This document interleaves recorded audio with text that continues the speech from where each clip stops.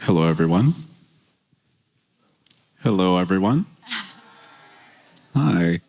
So in the pre-colonial world, we like reciprocity. So we'll need a bit of, we don't do this stage audience thing. We are here together in one space, having a ritual together. Do we all agree with this, that we're all having a ritual together?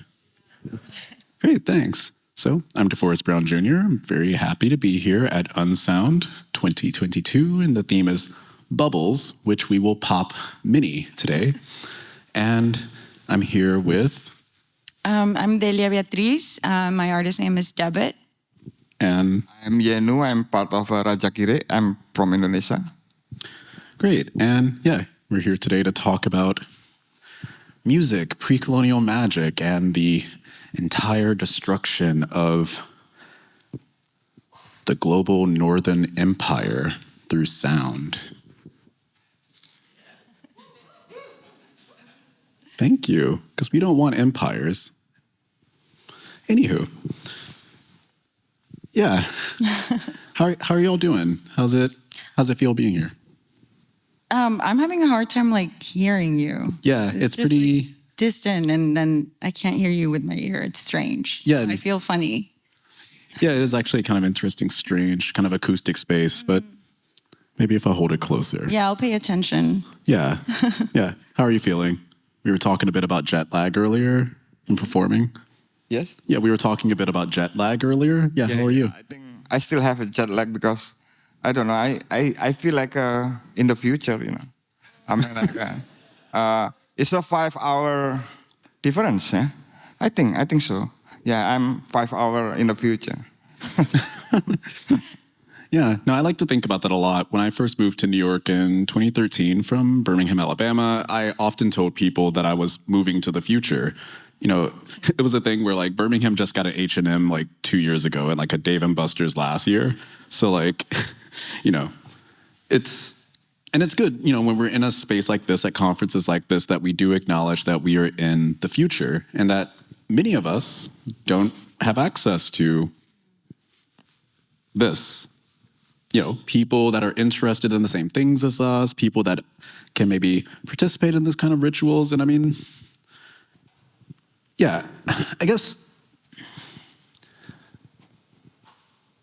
I want to talk to you both about the idea of presenting, we'll say, really personal cultural rituals in spaces of, dare I say, commerce, and maybe how that makes you feel, but also what your intentions are with constructing a ritual in a performance space, given the Western colonial European context of, again, stage, audience.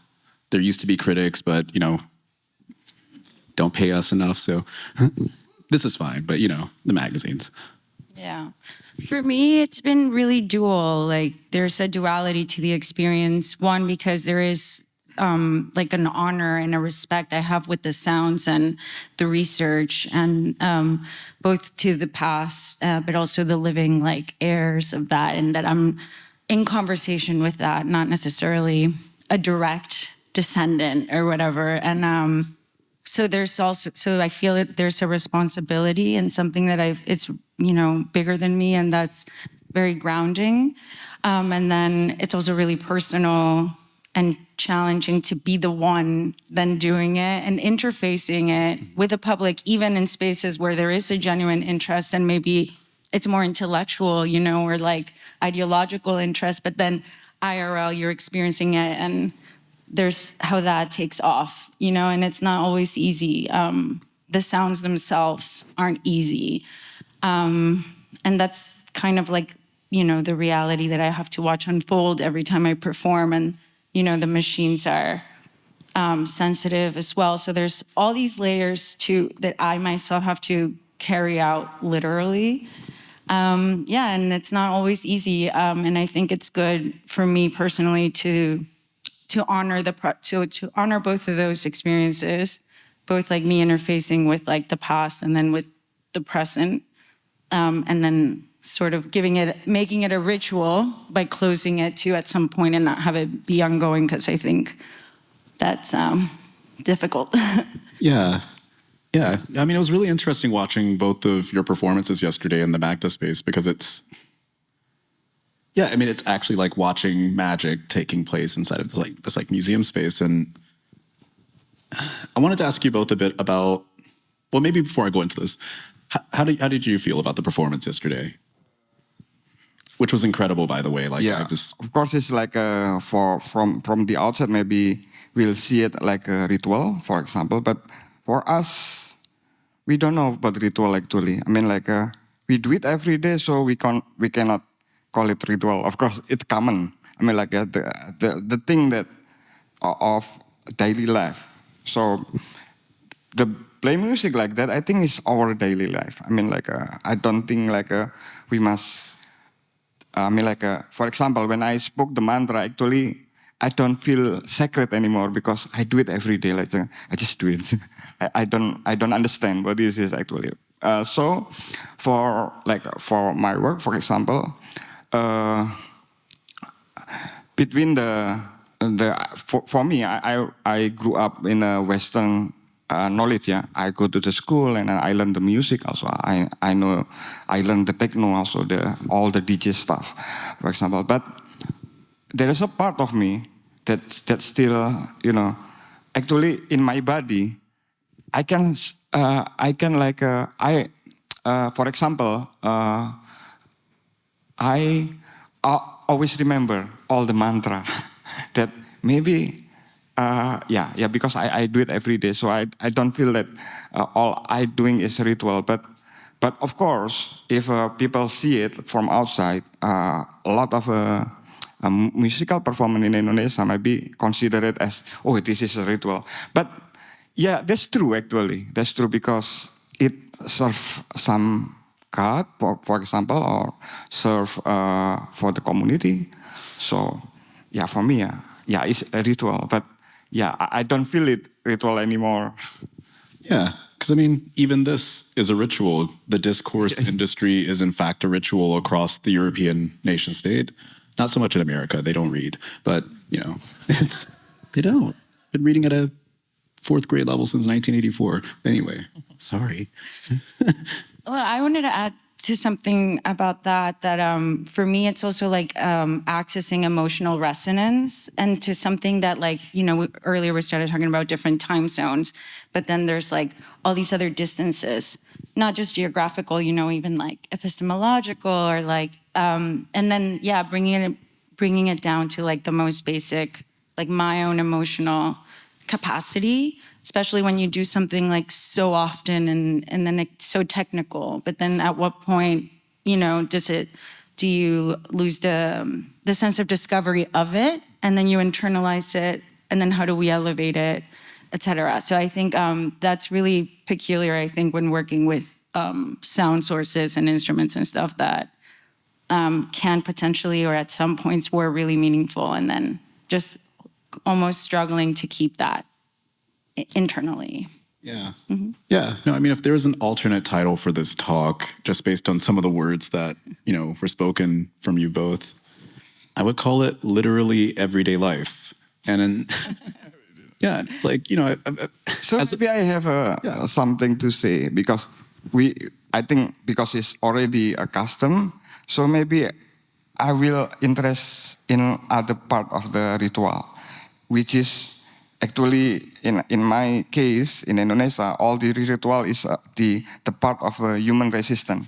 I mean, how actually they, for example, the trance dance, the people get trance, actually is a sign, a symbol that indicated that the area that have this trance dance is really powerful in magic. So, the enemy will think twice. Oh, we cannot fight with this man because, I mean, I'm really interested in this part because what really people have a resistance because, especially when this in a globalization, I mean, a lot of natural exploitation, for example, they go to the mountain. I have this research about jaranan. Jaranan is the one of the trance dance in Indonesia.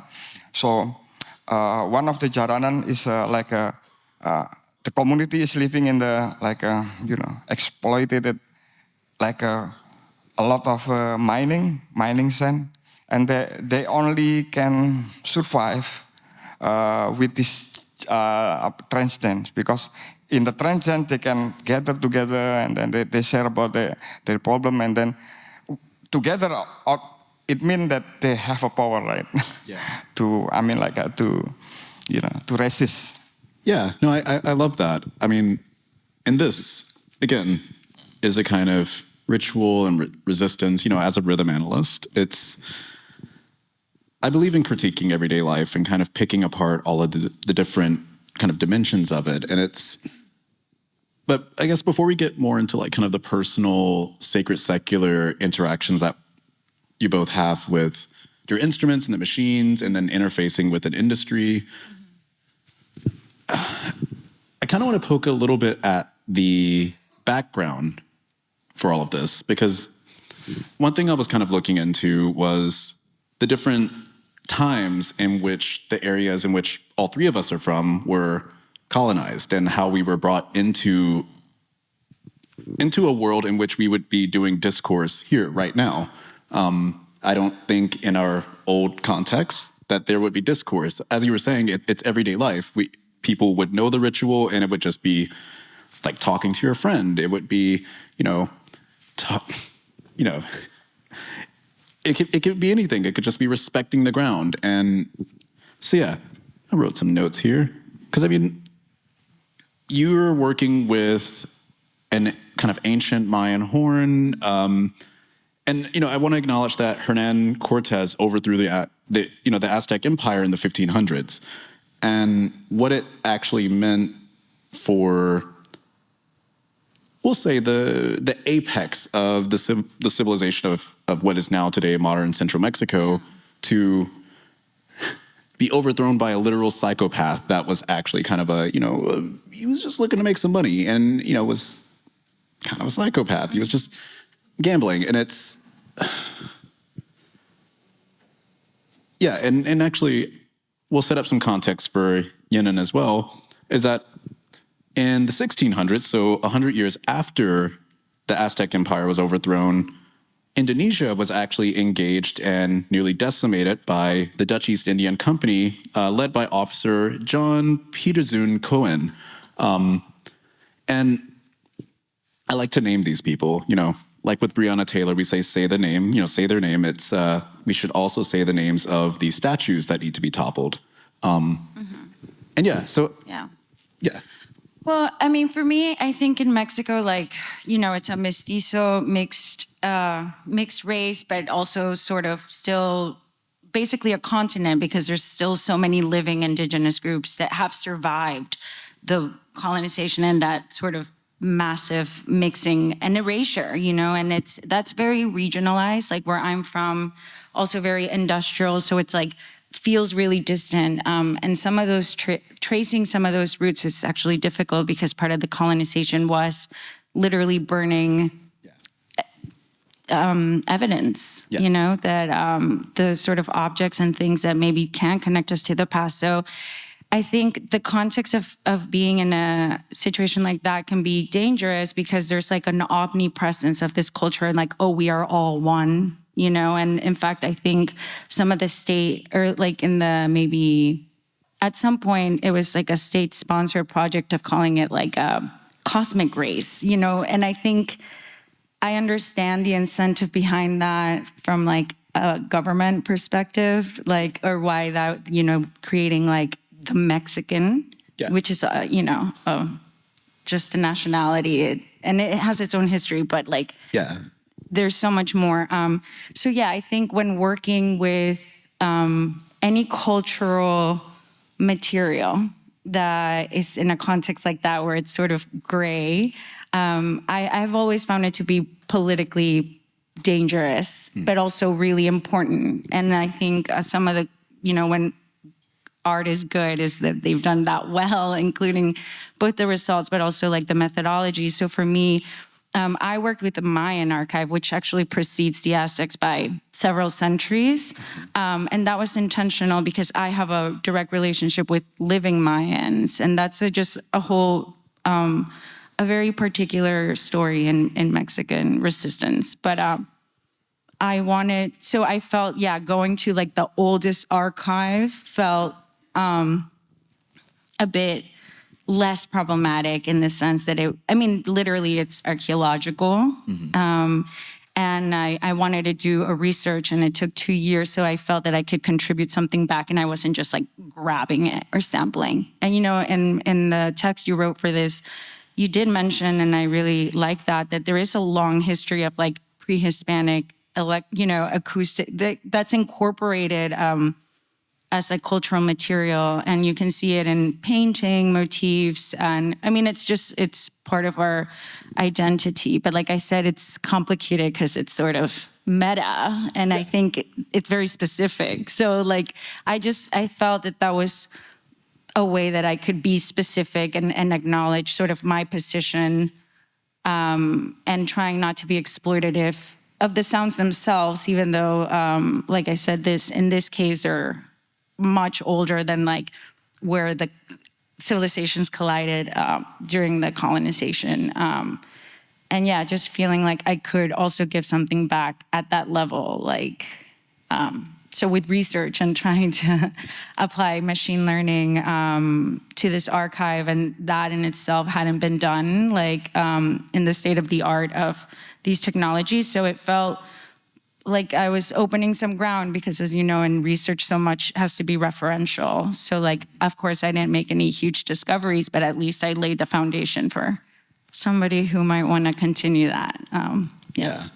No, I love the idea of this sort of like deep time ecological work and using, this is a very meta-modernist kind of concept, which we're past postmodernism and we're also past the future. The future ended in 2020 and we're in a little thing called meta now. I was going to ask, are we now? Yeah, we're in a meta phase, which is, in philosophy, you have the concept of tautology, where you're kind of like going logically in circles.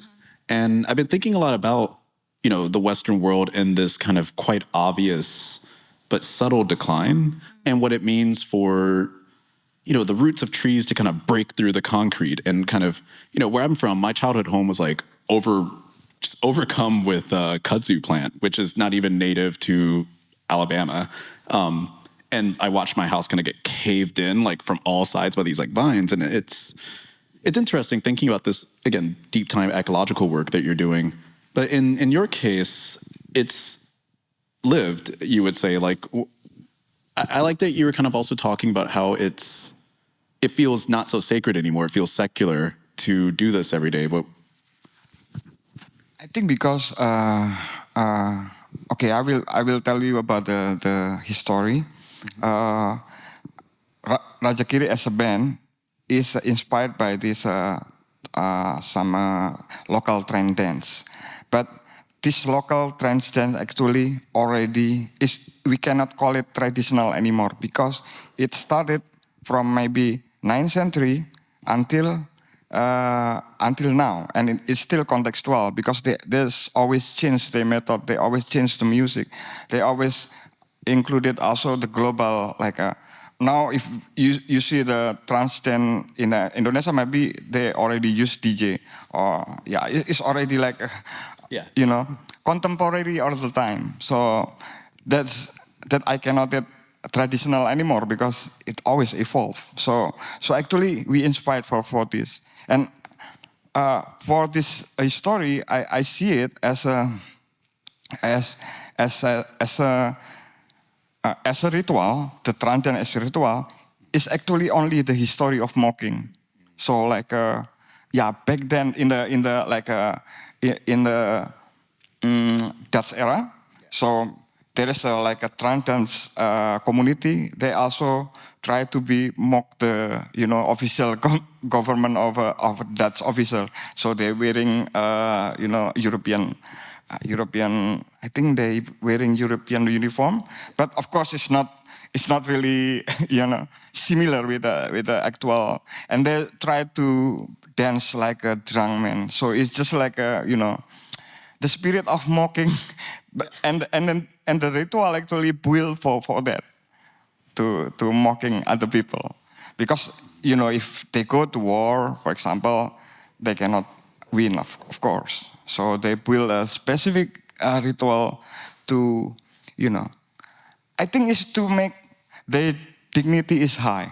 So why I feel like this trance dance is the effort of decolonialization with it's a long time decolonial, and I think since the beginning of this trance dance they always evolve. Yeah. So that inspired us to make music, basically. Actually, yeah, no, this is really interesting. So I have a few questions to kind of bounce off of this. For one, about, I'll say maybe 50 years after the Dutch East India Company began its campaign in Indonesia, that same company actually dropped the first 100 Africans off in New York City on Pier 17 in 1655 as the first seed investment into the corporation that we now call the United States of America. And I think about these sort of like parallel economic axes as you and I and the three of us are effectively pulled across these sort of commerce chains of airplanes, moving through time to then, follow these colonial lines back together to have this conversation. And on top of this, we're kind of in this era where it's interesting because you were just saying that the music started around 1993, correct? You were saying your music or the type of music was around 1993? It started from, I think, 9th century. Oh, 73. Okay. 9th century. Oh, it's 19th century. I see. And nine. Nine? Nine. I think 9. Huh. 9. And last until now. It's really long history of a trance dance. Okay, so we have trance dance or brain dance or no brain dance. And I've been thinking about, obviously, Aphex Twin's brain dance as I've kind of read into your... Does this factor into what you're doing at all? Yeah.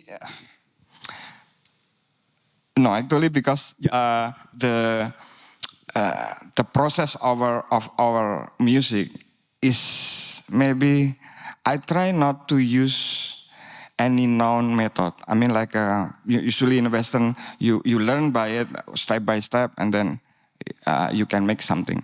But in our culture, actually, I just maybe after in my youth, for example, I only use a Western method. But now, like I think I interested in my traditional method. So one of traditional method is actually using embodiment music. So actually all the information is stored in your body. So you don't use brain actually. If you use brain, you cannot play it. For example, we play gamelan. If you're thinking about the gamelan like, okay, the partiture is here. I mean like, okay, the beat is 4/4. But it doesn't work. I mean like, someone in the middle can just play out of the beat or somewhere and then come back again. That's so it's really impossible when we use the Western method to do it. So like so for Raja Kirik, for example, we try to do my local method, and then in that time we don't need rehearsal anymore because everything is stored in our body, and I don't really need to memorize the key. I don't need to do that. Or I open the laptop and I don't need to see I just play it. So even though my friend also use different method, why in Raja Kirik we also use like a found object, garbage material. Yeah, of course we're talking about the environment, but it is also I found in our traditional local trend dance because they also try to make a different method. So that's why maybe we already as a band maybe already use this method, and I never used this method before. But I know how to get this method right because I'm born in Indonesia, right? So I know how actually the education is transferred from teacher to the student. So it's not by, oh, you should do that. No. So it's with all the symbol. I mean, like, for example, if I want to play gamelan in some master, gitu, I want to play gamelan. Okay, the master can say, okay, you can enter. But in the first month, you only sweep the floor. You don't play gamelan. You only sweep the floor. During the rehearsal, you don't do anything. Yeah. And then no explanation. And suddenly after 1 month, you can play gamelan. Just suddenly, I mean, like, because, you know, when you're sweeping the floor, maybe you hear the other people playing, and then it memorizes to your body. Yeah, totally. This is so interesting because this actually reminds me of a quote that I'm going to kind of butcher here from Fumi Okaji's, what is the name of the book? Anywho, basically she talks about jazz as being a thing that is learned from teacher to student, and it can only be taught orally and sort of anatomically in that manner, and move through generational lines in that manner. And no, I like that we're kind of talking about this really specific transferal of information off the grid. And I'll establish this by saying, at least for me, time begins in 1582 with Pope Gregory establishing the Gregorian time, and it ends in 2020, and we're kind of going off the beaten path here.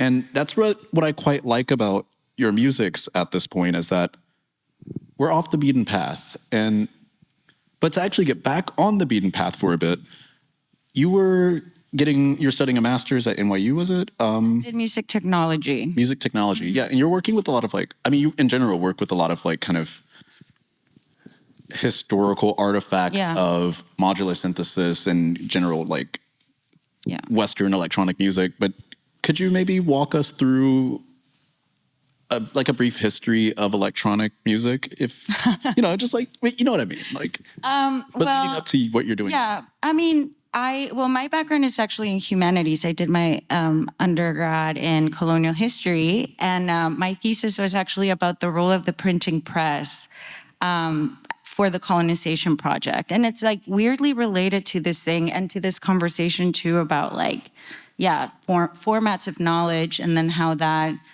is part of ideological enterprise, whether it's a resistance or whether it's colonization. And I mean, for me, that was I know this isn't the question, but I just wanted to connect it to how sort of my method, that it is actually always a bit of a historical uncovering. But in the end, I keep hitting these brick walls. So I started just calling my work literally sci-fi, because I will use methodologies to be grounded as part of my creative process even. But the outputs or the results, they're speculative in the sense that a lot of the tracing back, or a lot of the stuff that could be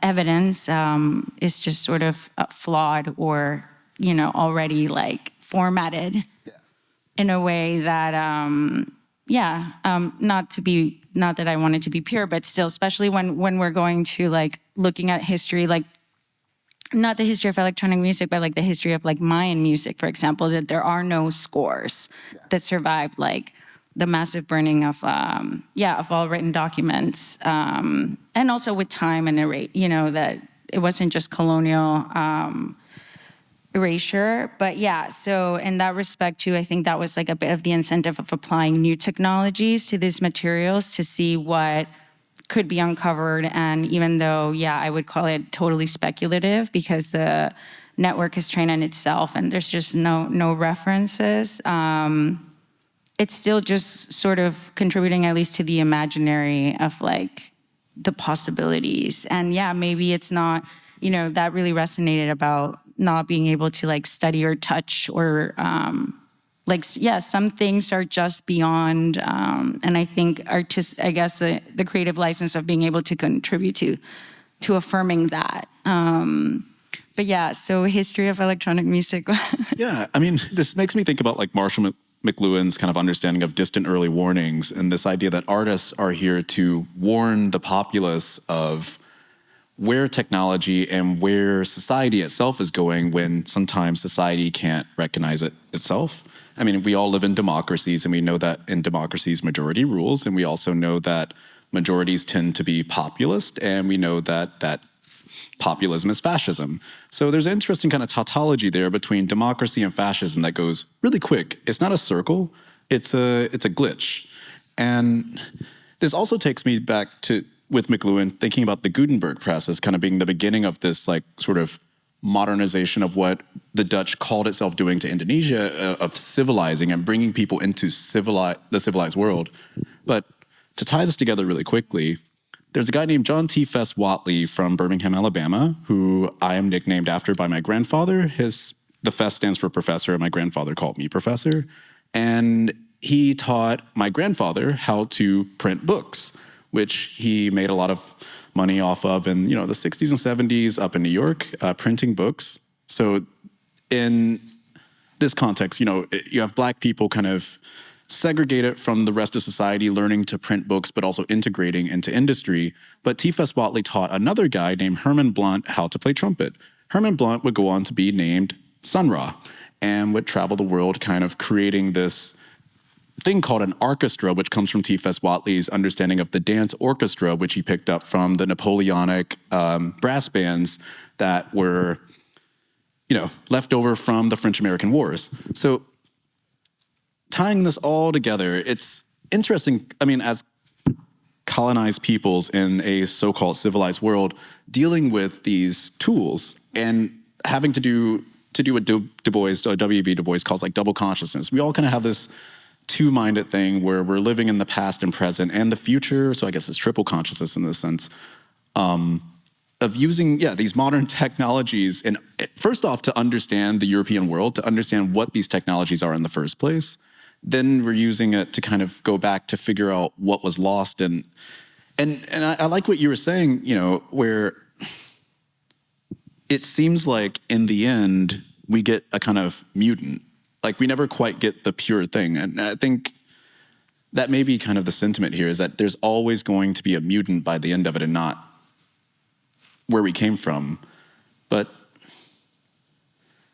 with this mutinous, object, this thought object in front of us, I want to talk a bit about the instruments that you use, like maybe specifically about the horn and about the gamelan and all the, I would love to hear about these instruments and maybe how you all used digital audio workstations and a mixing board, for example, to sort of process these sounds and ideological artifacts and cultural artifacts and genetic artifacts into sonological information for an audience to consume?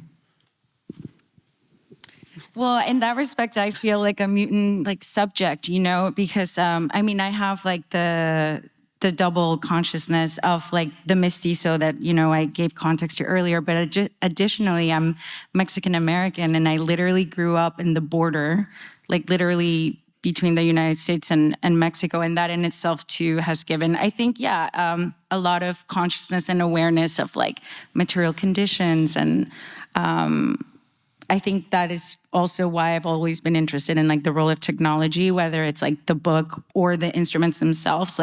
With my research, the incentive of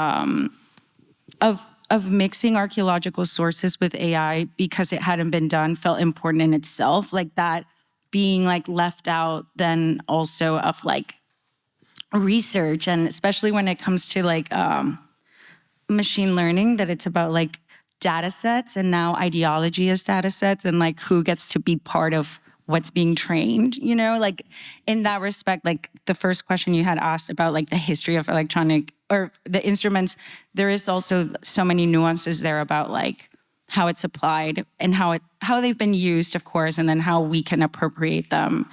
And then, I guess in this particular case for me, that the appropriation of this evolving particular algorithm with machine learning and batch processing, this archive that I turned into a data set, So the archive of pre-Hispanic wind instruments from the Mayan Empire, and not just horns, they had flutes and whistles, so 4 kinds, and there's a bit of a range there in terms of like the spectrum.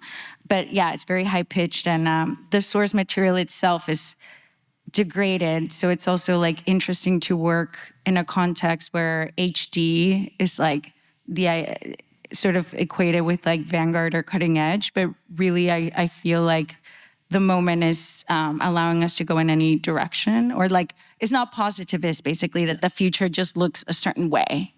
And I think like that's why too the incentive of using machine learning for audio, which is kind of like one of the more recent novel technologies in what I consider a folk. I mean, I feel like electronic music is folkloric at this point. And yeah, just sort of trying to address that in method. And then the results, you know, how it's like interfacing with people. Yeah, so that being it's a mutant both in terms of its conception and then in the execution. So yeah, and then additionally, I have a wind instrument that is synthesized with a piezo mic. So I'm literally like breathing into it. So there's like synthesis that happens in real time over this like mutant process that I worked on for 2 years, and I sort of resampled just for this show. Yeah. Yeah. This synthesis thing is really particular as well, and I love that we are on the subject of artificial intelligence, because I've been thinking a lot about artificial intelligence and how we should actually be calling it silicon intelligence. And there is the consciousness philosopher David Chalmers, who's recently been kind of using the insult, if you will, carbon chauvinist for people that are not interested in silicon automated systems, like kind of tugging us along a time, kind of like Thomas Aquinas's first mover. And the work that Raja Kirik is doing is very carbon intellectual. I mean, there's definitely carbon intelligence here with your work, Delia, but I thought it was so interesting what you were saying about being off the beaten path and having this information in the body. And so yeah, we have this kind of duality here of different ways of gathering time, and yeah. Yeah, I think it made me hard in the first time because, I learned Western technique, of course, and then I try to go back to my own, method, and it is really, I think it's really hard because when you see a digital audio workstation, you only see the number, right? So how can I do it with not by reading? So, but it can be learned. I mean, like sometimes, like I open some program like Ableton Live or Fruity Loop, for example. It's just like a building image, like bang, bang, bang, bang, bang, and then I don't know actually what I'm doing. But that happened. And so it's it's more like how institution, not institution, intuition, how intuition is really, I depend a lot in intuition. And because I'm not refused, but I try not reading the number first. So I feel it first, and then reading number is maybe I don't have to do it to do it because as long I use this method a long time, maybe I getting expert in it. So that is what I do, and then for the other guy, the other Raja Kirik, he also has because he tried also to decolonize the gamelan set. So the gamelan set is already. I know that we have this symphonic gamelan only in the 17th century, maybe. It's just because of the Dutch. Yeah. Because they are like, or also the royal thing that we should have like a orchestra in a Western, I mean with a violin, with a lot of things. So they try to do that. So they try to standardize the gamelan. So for me, it's not really original thing anymore. I mean, like it's just because the political situation that you don't have any power to. So it's already designed also by the Dutch. Also, how about when we have this 7-note, a lot of gamelan now use 7-note, but actually we don't have this kind of knowledge. All we know is all the tune is atonal. So, or we call it now is micro tuning, but actually maybe more than that, yeah. Because atonal is more universe. I mean, like we used to do this kind of music. I mean, like people can. It also can make more communal. The people can also play because they doesn't care about the tune. Like gamelan, the traditional gamelan before the modernization of the Western, almost everyone can play because it doesn't have a tune. Like just use your intuition to play it. No, and that really resonates with some of the challenges that when I was writing this album too, like after having done all the research and also being focused on tonality as like the only real thing that I could hold on to. When it came to the actual writing of it, I literally feel like I downloaded it. Like I didn't feel that my person or my subjectivity as a writer, as a composer came through. And that's really incredible. Like it, bypassing sort of like the need to be logical, especially when you have like a formation or like a training, and I think that in itself, like it sounds easy, like, oh, just don't think about it. But like, it's, it does actually, it's a transcendence of sorts. I mean, it wasn't spiritual, but I definitely felt out of body. And the music, the sounds themselves, I feel like were used for some sort of inner species or the interdimensional communication, because I felt very physically affected by the sound. So when I was writing it, it really was just like, a download really. And that just makes me believe that like, our intuition is a technology of sorts, like, and that there's so much knowledge that we need to access still. Yeah, I mean, Henry Bergson literally wrote on intuition as a form of philosophy. And this actually makes me think about your previous EP before the long count, Systems. Mm-hmm. And I wanted to ask you a bit about the sort of beat constructions that were applied in System versus the sort of timbral tonal spaces that you moved into with the long count, but also, yeah. Well, that one was like a study of sorts of tribal, which is like regional, so not tribal that we know in like electronic music canon, but tribal is regional music to where I'm from, Monterrey, which is like it was born out of like EDM fusing with some like cumbia, and then like it was like that whole Mad Decent moment with like neon colors. So like tropicalization, but like we're not tropical. So it was like, but it was a version of that, and it was specifically using a triplet drum pattern, which I like find really groove, there's like an inherent groove to it.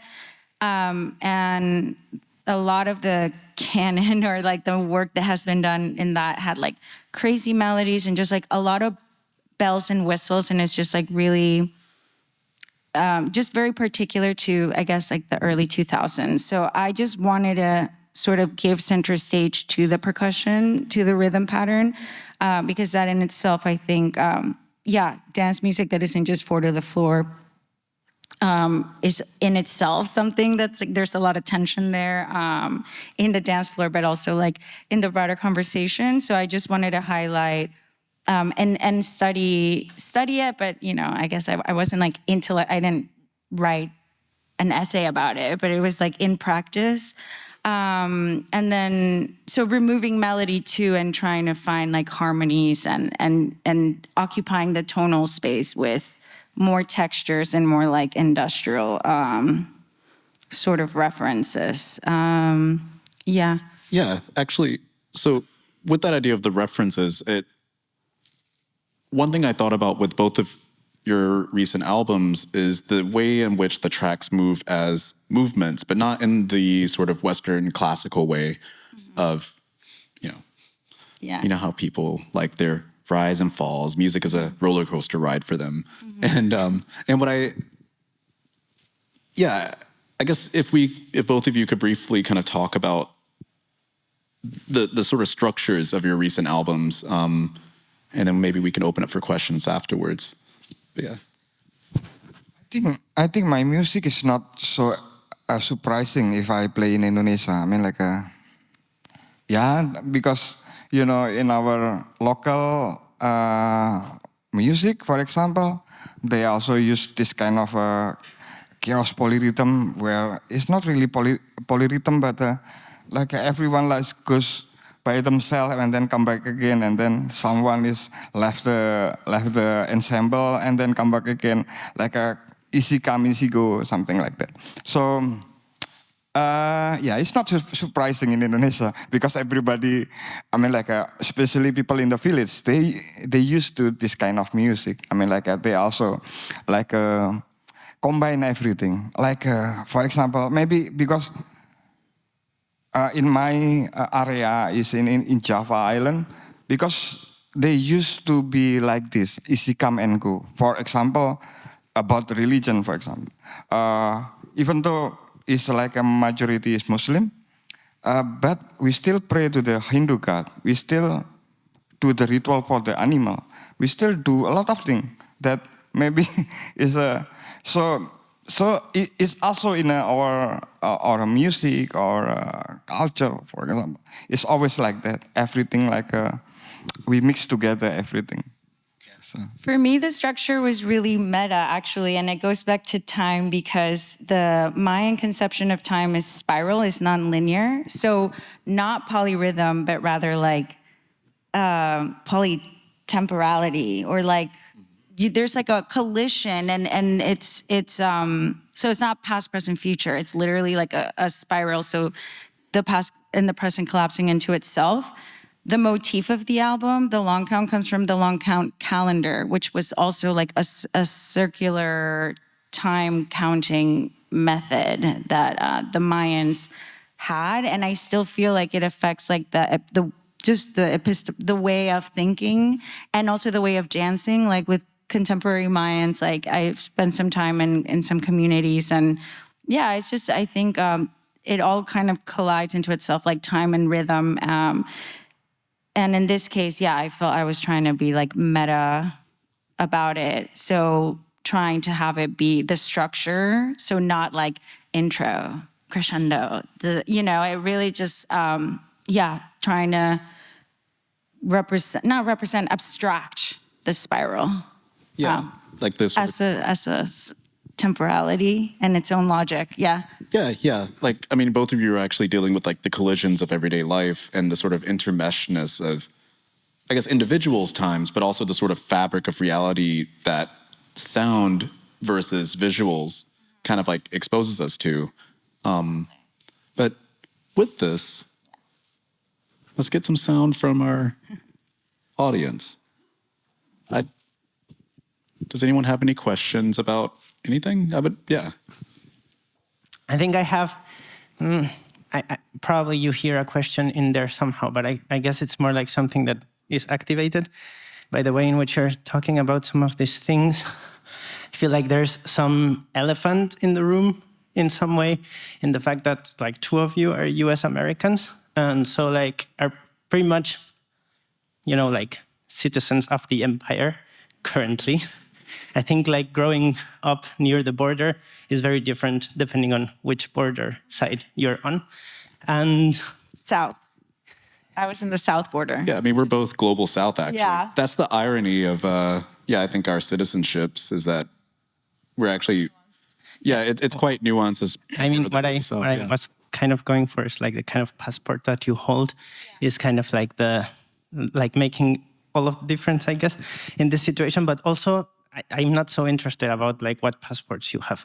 But my question is about the way in which you're talking about this, for example, machine learning. I feel like there's some part where it's not being acknowledged that the fact that you could access this Mayan archive is because there has been all of this kind of Western institutional work done on this archive. There were the humanists, the Franciscans and the Jesuitas that were like doing all of this work of like quote unquote preserving this archive, and then there was the university that was like keeping it like available and usable for studying. And like there's this kind of humanist perspective which is like this kind of idea of inclusion, of like it's about inclusivity, like we're going to like allow these peoples, these voices to be included into this kind of like Western paradigm. And I feel like doing this with machine learning without like thinking exactly beyond the colonial binary, I think there is no decolonization possible without like thinking beyond those binaries that kind of turn the, because like the reason that most of the archive were destroyed in Mexico was also because the Mexicas themselves destroyed them, because they were this empire that wanted to. And then like the reason they are preserved is because the Spanish were like, this is important, like we are like these Spanish monks and we want to like preserve this. And like I think there is like some similar gestures in this of like bringing this kind of inclusivity of like this old folk knowledges and into machine learning without like reflecting, well, who wants to be included into this like machine learning kind of like silicon, what was the pretty term? Silicon intelligence. But actually, let me ask, what's your citizenship? Mexican. Mexican. Okay. Yeah. Interesting. So, I mean, yes to everything, but it's not really, for me, it really wasn't about inclusivity. It was about erasure. And I think like when it comes to technologies and like the history of that, in terms of like if it's being applied, you know, not like the Franciscans with like a moral, right, the humanist sort of like incentive of, and there's some morality there.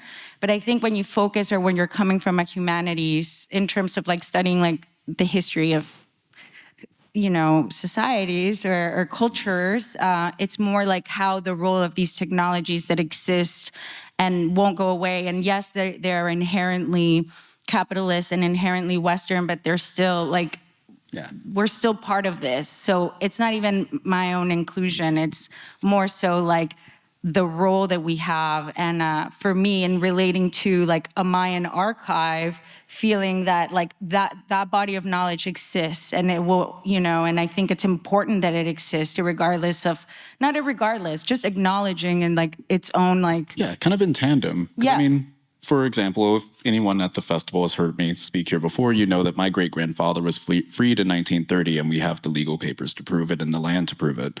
So there's a really interesting context of like, besides my great-grandfather, who I knew as a child, we have no connection to Africa whatsoever as far as we can trace genetically. And, you know, that's actually kind of why I fall back on people like Sun Ra, who, you know, didn't really have an education because our neighborhood was being bombed repeatedly by the Federal Bureau of Investigations in collaboration with white supremacists. And yeah, we were literally at war. So it's, when you talk about this inclusion, I think it's quite interesting because, I mean, obviously, I think, actually, I want to kind of pass the question over to you because I like this idea of citizenship. I always talk about the tragedy of Black citizenship because there's this sort of assumption across the world that Black people are included in this when I didn't meet a white person until I was 20 years old. I don't have a college degree. I was a truck driver.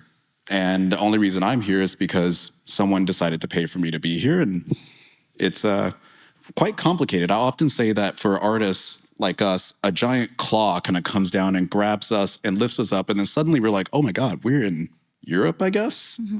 Like, I was undocumented in the United States for 10 years before I was able to get my residency and then my citizenship, which is, of course, a privilege. And I wanted to have the right to vote in the country where I was living.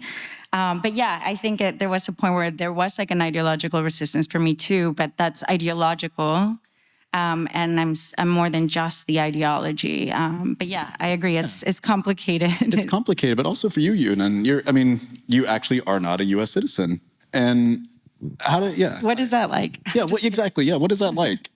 You know, I think like for us, I don't think that the post-colonial term is exist for us. I mean, like, when I go to Europe, I still have to take care of the visa.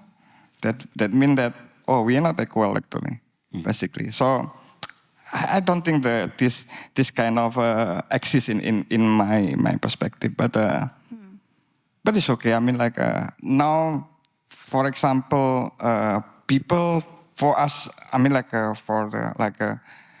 most of a newly freely country like Indonesia, it maybe 70 years ago, until 70 years ago, they start to not apologizing, but like, okay, the past is over. We don't. I mean, like, we don't hate. I mean, like, now, like, now for example, with the Dutch, for example, we don't hate each other. I mean, like, okay, we just get over. I mean, like, we will survive in the way. I mean, like, we develop the method, we develop many things like, to make us better. I mean, like, but this term actually is really I don't know. I feel like is that the European side is really apologizing in this instance, or actually it doesn't need, because it makes us like I don't want to remember that part. I mean, like... Yeah, this reminds me of Gloria Vecker's White Innocence, actually, which is actually why I made a point to bring up the Dutch East India Company in this. And again, thank you for bringing up this idea of citizenship, because this is quite interesting when you think about the fact that Indonesia was colonized and African Americans were literally invested by a corporation that had broken off from, an oligarchy, had broken off from the Catholic Church, which is, in my opinion, it's kind of a... Say it. Okay. Look, guys. You ever see that movie Saw?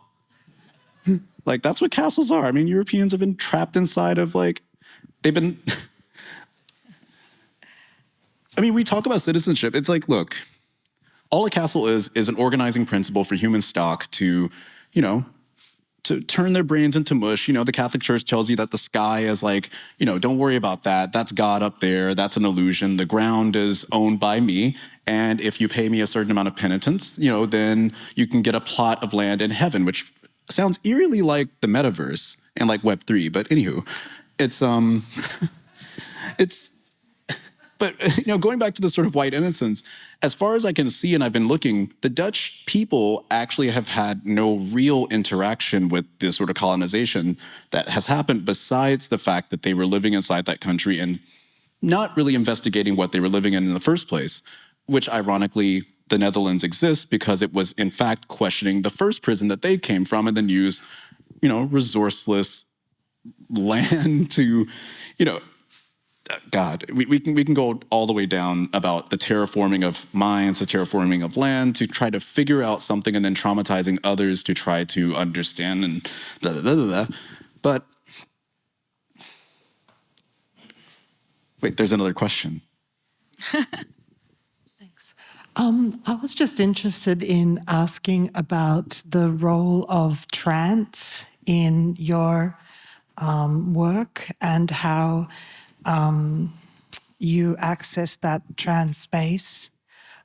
Is it something that you can access willingly, or is it something that is culturally gently lapping on the sides at all times?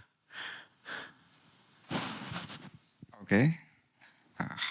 It's really complex question. Okay. Trance phenomenon usually is triggered by the political reason, of course. But for us to do like a black magic is just like I don't know how to call it. It's just like for example, when I was a child, there is a challenge in my class. You like say the mantra and then you throw the egg.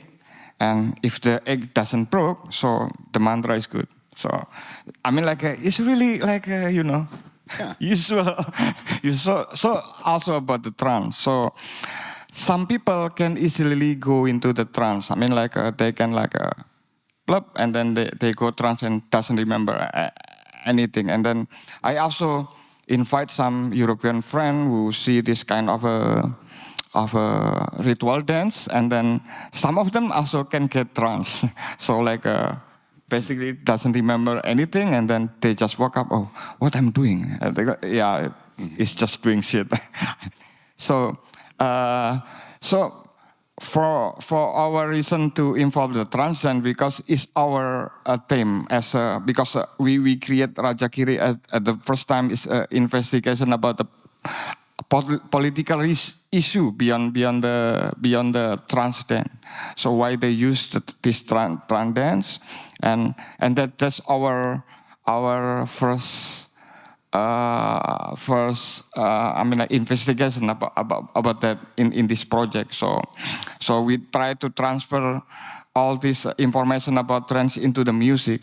How we like, of course, we learn also about the possibility of the music of the trance and why actually music can drive people into trance. And also the aroma, not only music. There's aroma.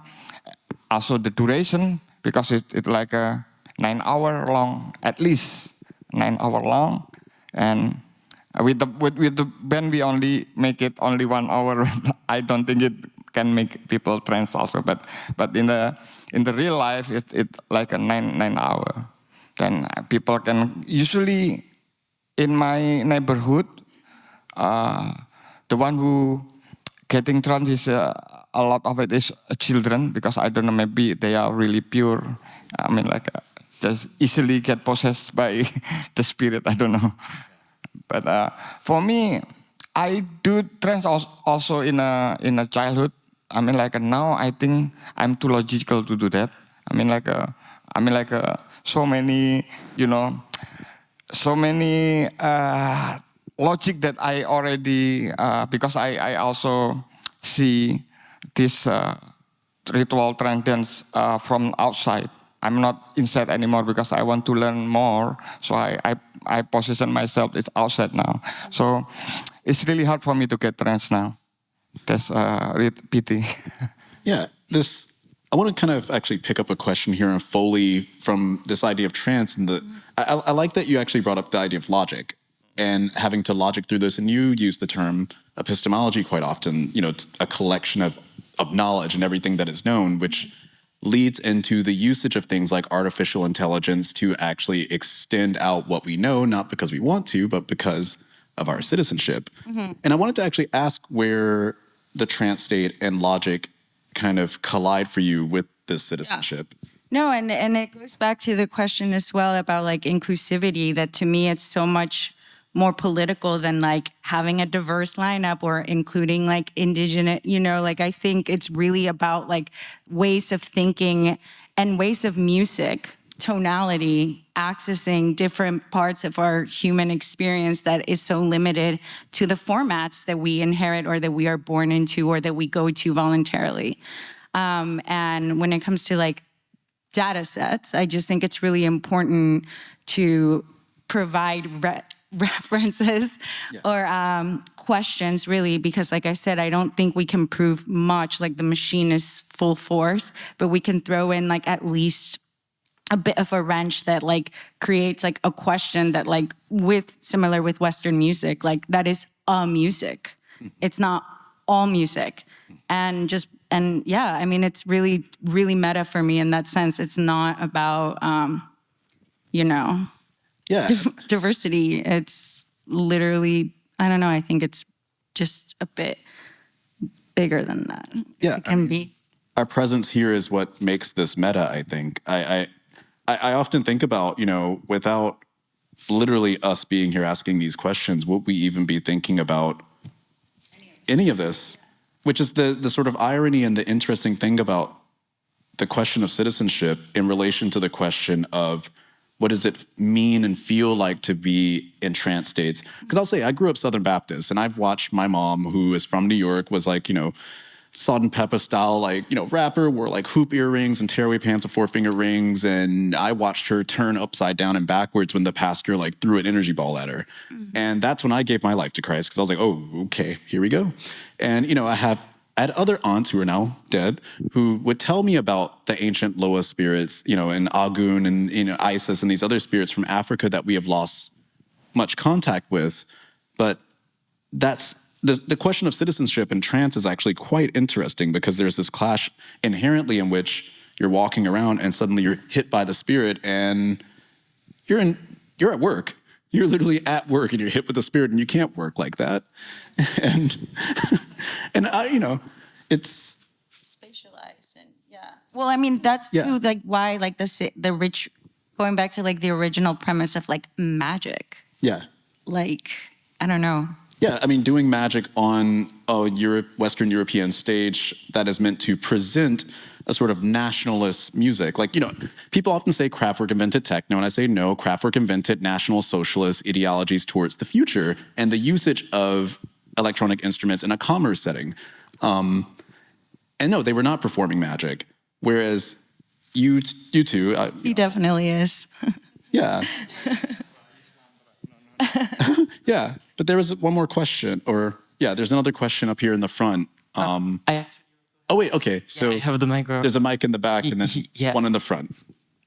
So actually, to all the points you just raised during this whole conversation, there's this question that I have about DAO and AI that are very much taking part into how colonization is still happening on a daily basis. And I have the feeling, listening to you two, that you found a way to escape that. Is it true first? And the second question is maybe, how do you resist if you at least cannot escape? I mean, I'm stupid optimistic. That's why I'm an artist, Otherwise, I would be in a line of work where the results would be more tangible or more logical, So it really is, I don't think I don't know about escaping, but we are in it and we get to choose how we live it.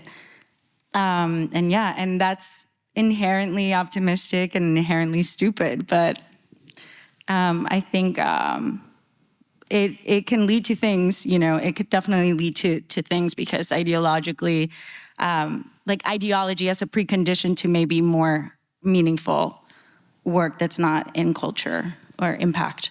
But yeah, so... Yeah, I mean, I'll say that this idea of DAO, or planetary computation, is the fourth wave of colonial development starting, we had nomadic era, we had agricultural era in which we started pulling from the earth and people's bodies to create civilization. And then you have the industrialized era where we got really good at extracting from people, plants, and things. And then you have the planetary computation era where everything is a data set, as you were saying. But again, Yunan, you're coming from a context that is both at an earlier point in this 4 waves of colonial production. And that's the thing, we don't escape it. Because I'm an apocalyptic thinker. I think it's quite interesting that you're optimistic, because I want to destroy everything. Everything. And that's what I found quite interesting about your music, Yunan, is that I felt hate. I mean, maybe I'm wrong there, but I felt something I hadn't felt in a long time, which was hate. And I love hate when it comes to, I mean, again, going back to the question of citizenship, I hate being an American citizen. I hate America.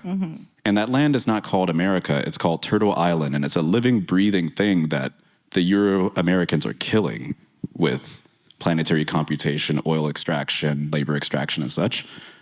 But yeah, how do you feel about this? I don't know. I mean, like, I think like I don't really resist to the outside of my local problem. I mean, like what I want to say is about my local problem. I don't talk about any one problem in the world. Yeah. I mean, like maybe my problem I can share with anyone. Because from what I know, from what I learned in this process in making music, actually I know how actually the local people the model of resistance of these local people to the, for example, they are making a trance dance, they're making a lot of ritual to protect themselves actually. Yeah, to fortify their minds from this, which is what techno is, by the way. It's a vibrational technology used to fortify one's mind from you all. But, no, I'm serious. But there's one final question up front.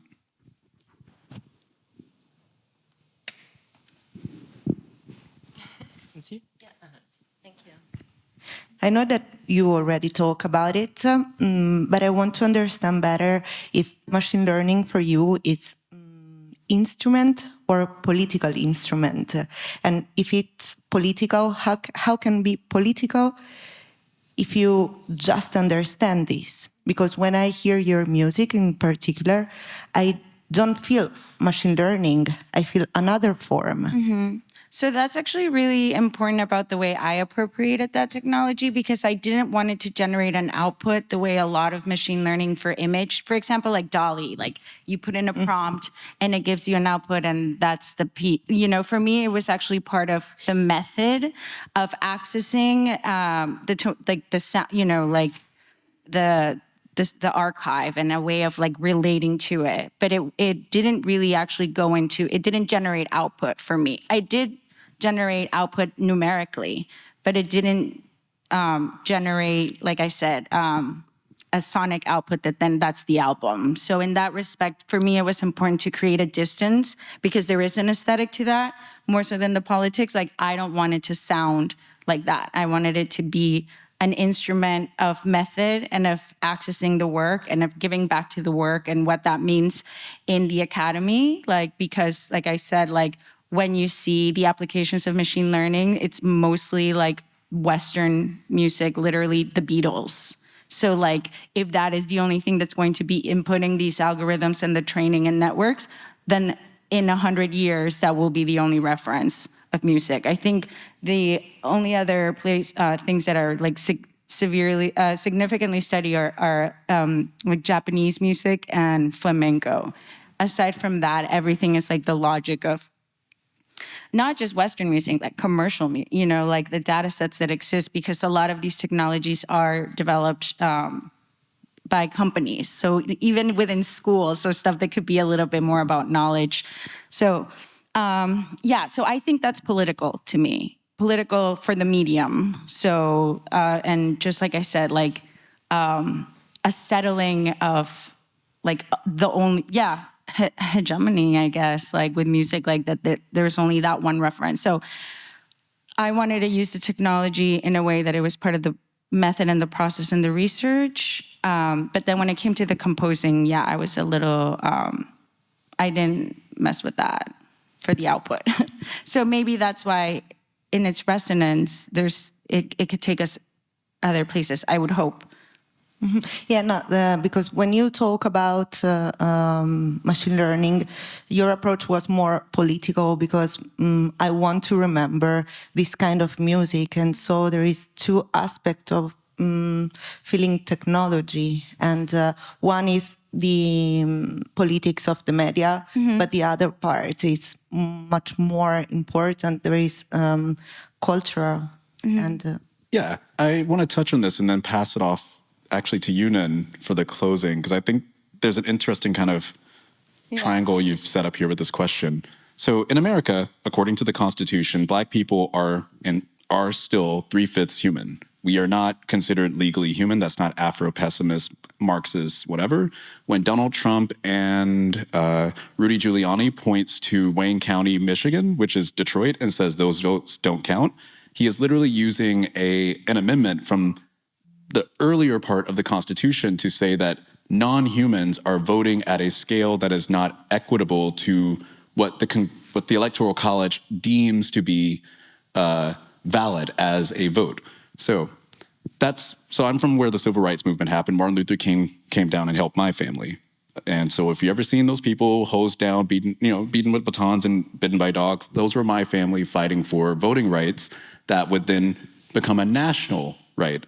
But I speak to this to say that what Black people are a technology that has been outmoded by the cotton gin, outmoded by automobiles, outmoded by cities, and outmoded particularly by immigrants, which is what's interesting about the Mexican-American border in this is that actually Texas is not quite a part of America. It's an interesting no man's land with its own power grid, as we witnessed last year with the blizzard that randomly hit and the power grid failure.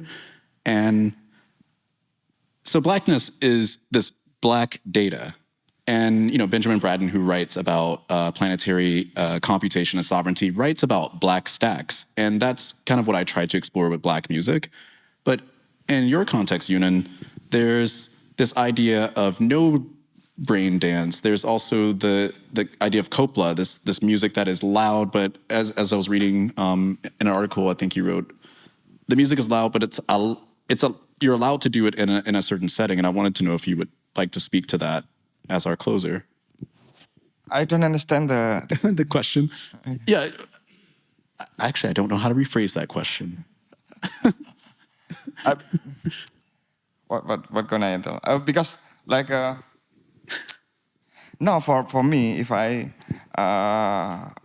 don't really think about the techniques of making music. I mean, like because all I do actually is driven by my body. That's one thing, because I think I just like leave my body to do the music alone. I mean, like, but I use the brain or my brain to get something behind the music.